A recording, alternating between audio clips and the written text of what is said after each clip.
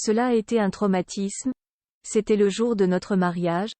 On n'a pas envie de garder en tête le fait que des personnes soient venues nous voler chez nous, avait déclaré Nabila après avoir été cambriolée alors qu'elle célébrait son union avec son amoureux Thomas Vergara.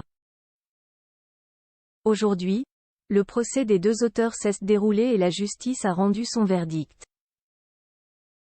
La suite après la publicité le 7 juillet 2021 aurait dû être le plus beau jour de la vie de Nabila et Thomas Vergara. Le couple célébrait son mariage grandiose au château de Chantilly. Et alors que les jeunes mariés profitaient des festivités, leur chambre à l'auberge du Jeu de Paume avait été cambriolée. Le préjudice avait été estimé à 40 000 €. Ce mercredi 6 décembre 2023, plus de 2 ans plus tard, 2 hommes ont été jugés au tribunal de Senlis, dans l'Oise, pour vol aggravé, comme le rapportent nos confrères du Parisien. Les cambrioleurs de Nabila condamnés, les deux hommes, âgés respectivement de 35 et 36 ans, ont été condamnés.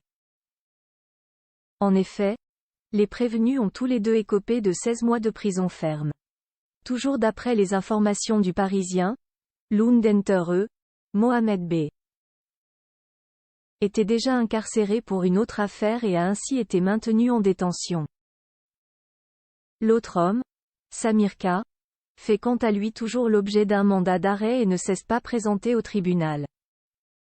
Nabila et Thomas Vergara, installés à Dubaï avec leurs deux garçons Milan, 4 ans, et Léane, 1 an, n'ont pas non plus assisté au procès.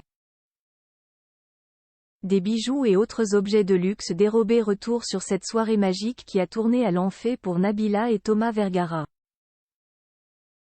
Ils se sont dit oui devant leurs proches, mais aussi et surtout devant les caméras des Amazon Prime puisque leur mariage avait été filmé dans le cadre d'un documentaire sur l'ancienne candidate de télé-réalité devenue influenceuse et businesswoman baptisée Nabila, sans filtre, comme son livre.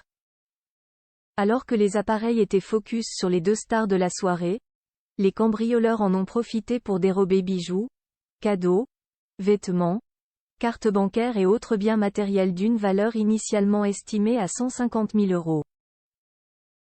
Une grosse frayeur pour le couple, d'autant plus que leur fils Milan dormait paisiblement sous l'œil de la nounou dans la chambre mitoyenne à celle où a eu lieu le vol.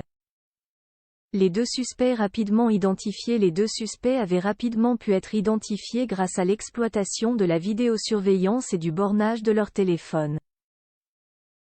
Quelques semaines plus tard, en septembre 2021, Mohamed B. avait été interpellé. En fouillant son portable, les enquêteurs étaient tombés sur des photos et des recherches internet correspondant au larcin. La suite après la publicité.